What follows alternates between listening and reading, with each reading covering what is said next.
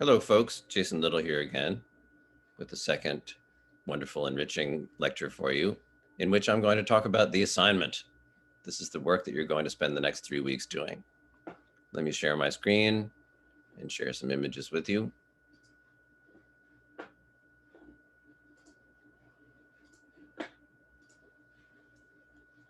Okay, cartooning summer pre-college. I'm just going to read this darn thing, so read along with me. Cartooning summer pre-college, the assignment, write and draw an 8-page comic. Process. Here are the steps we're going to go through together to make a comic. And this is going to be the whole 3 weeks. So this lecture is going to encapsulate the whole 3 weeks in just one short time. Step 1, the idea.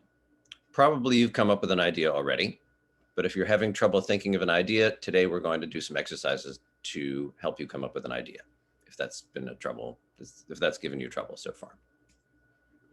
Okay, once you've got your idea, the next step is to develop it into a story.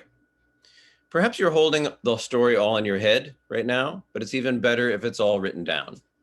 So when you write down the story, it can be a complete plot summary or outline, or it can be a complete script with dialogue. Or some people prefer to think visually and dive in with pictures right from the beginning. We have sometimes in every group of cartooning students, we have like strong visual thinkers and strong textual thinkers, and then people who can work between the two of them confidently as well. But so you probably know which category you fall into, and so you'll know which strategy to employ.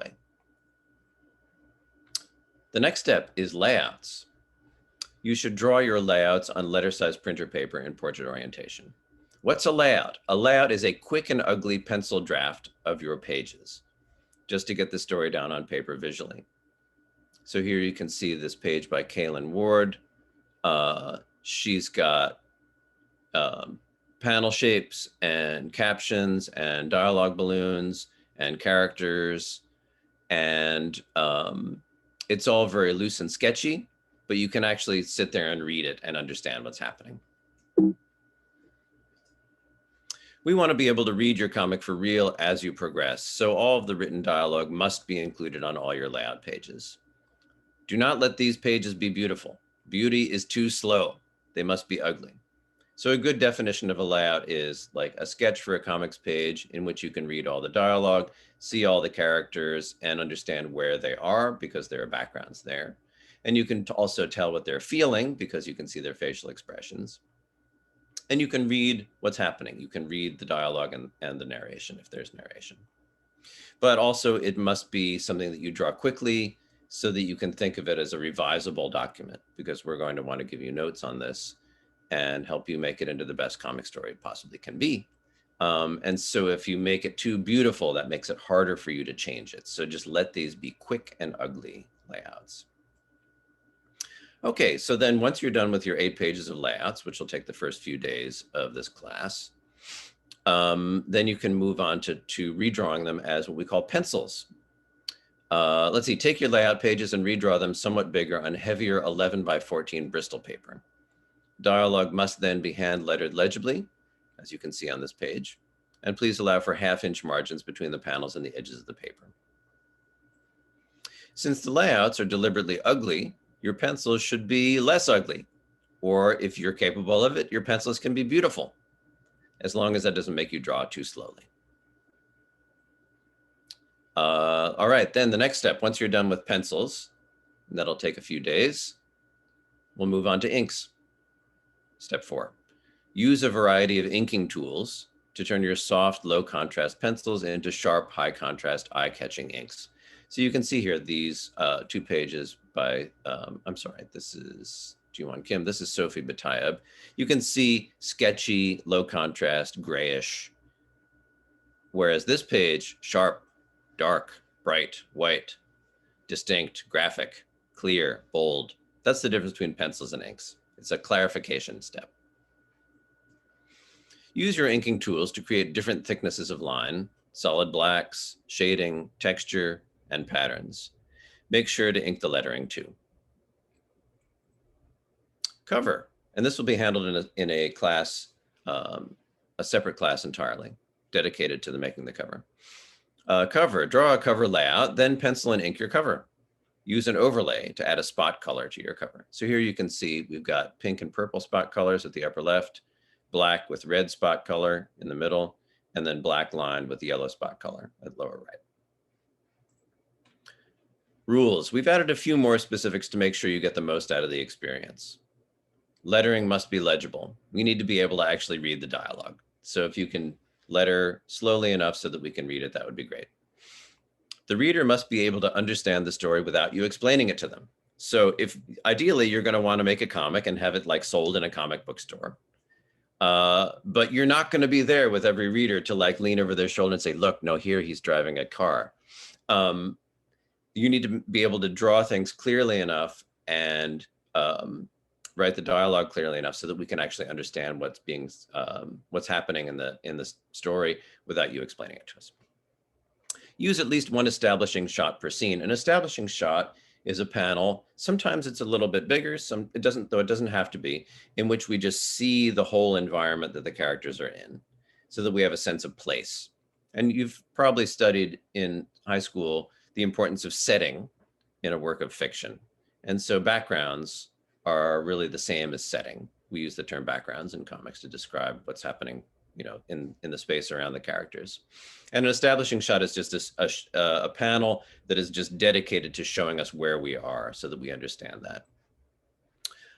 Next, you must use at least 8 photo reference images. Store them on your phone or computer. Making things up is one of the wonderful things about making comics, but also it's important to study the world around us and integrate that observed work into the drawings as well. It helps us grow as artists. And then finally, your work must adhere to the 180-degree rule and also show continuity. I'll talk more about that as the days pass, and I'm going to talk more specifically about the 180-degree rule later on today. Okay, deadlines. You have to do your homework to succeed in this class. So this is a pretty work-heavy program. It's gonna be like going to the gym every day and really getting a good solid workout with a whole crack team of personal trainers. But you're gonna have to rise to the occasion and really do the work. Let's see, you have to do your homework to succeed in this class. We'll keep you reminded about homework deadlines. Keep up with the work by doing a chunk of it every day, not just in class, but in the evenings and on the weekend days as well. Work is due the next day at 9 a.m., the beginning of class. Okay, here's some frequently asked questions. Can my story be in color? No, sorry. Drawing 8 pages plus cover in 3 weeks is a lot of work, so we have eliminated color in the interest of time, except for the spot color on the cover.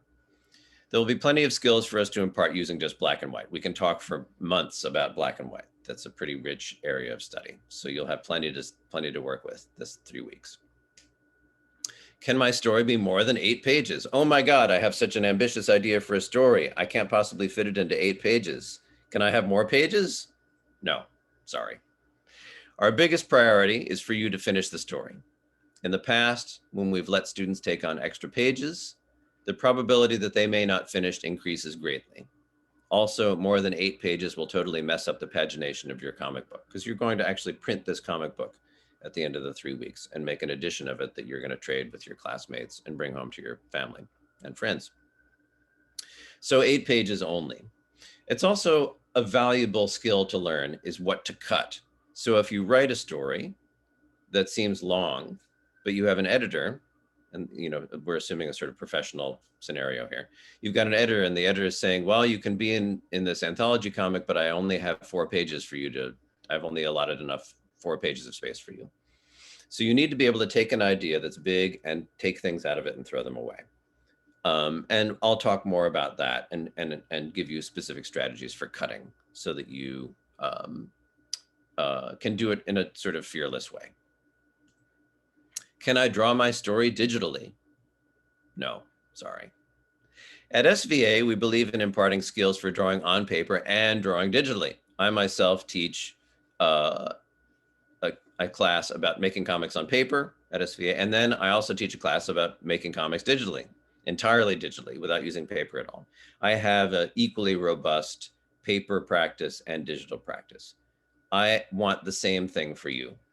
And so I know that it's very common for students to be working exclusively digitally at this stage in life, mostly because of the extremely successful Apple ad campaign. So, but the paper skills are important, it turns out. So the work we do in this class is going to be entirely on paper. But we're going to give you lots of support with it so that you don't need to be, intimidated by that. Can my story be the first chapter of my epic graphic novel or the next chapter of my ongoing webcomic? Well, you'll get more engagement and helpful critique from us teachers if you make your comic a self-contained short story. Also, probably we haven't been following your webcomic and we want to be able to understand your story.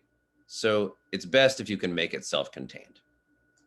There's some flexibility on that, but the story will just land better with the reader who's never seen your work before, if you introduce the characters and then create a story that's sort of like nicely tied up at the end. I think that's a good goal for you for these 3 weeks. I have never even thought about drawing a comic before. I'm totally confused by everything you've said. I don't even know what questions to ask. Help! Don't freak out. We're going to go into all sorts of detail on all of these requirements. We're only just getting started. You're going to get tons of help, support, and guidance from us. Okay, great. Certainly that will have generated more questions. If you have questions about anything that I just said, you might write them down now so that when we meet in person, you can ask those questions of the group and ask me, and we can answer those questions for you. Okay, thanks a lot, gang.